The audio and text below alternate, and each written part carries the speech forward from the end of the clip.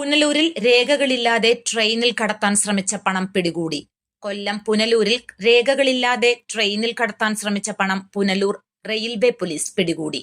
Railway എസ്പിയുടെ നിർദ്ദേശപ്രകാരം ഇന്ന് പുലർച്ചെ പുനലൂരിൽ എത്തിയ ചെന്നൈ എഗ്മോർ മധുര ട്രെയിനിൽ നടത്തിയ പരിശോധനയിലാണ് മതിയായ രേഖകളില്ലാതെ കടത്താൻ ശ്രമിച്ച 18,62,500 രൂപ പിടികൂടിയത്.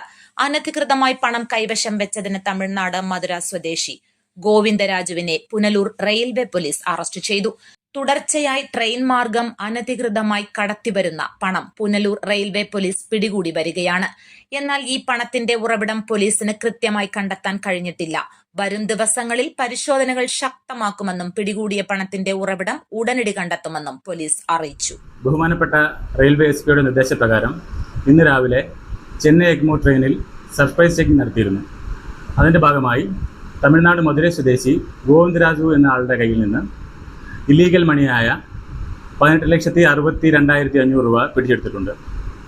തുടർന്നും ഇനിയുള്ള ദിവസങ്ങളിൽ കൃത്യമായ ചെക്കിംഗ് പുനലൂർ റെയിൽവേ പോലീസിന്റെ ഭാഗത്തു നിന്നുണ്ടാവുന്നതാണ്. അതുമാത്രമല്ല, ഈ മണിയുടെ സോഴ്സിനെ പറ്റി ഞങ്ങളാണെങ്കിൽ അന്വേഷിച്ചുകൊണ്ടിരിക്കുകയാണ്. News bureau, Punalur.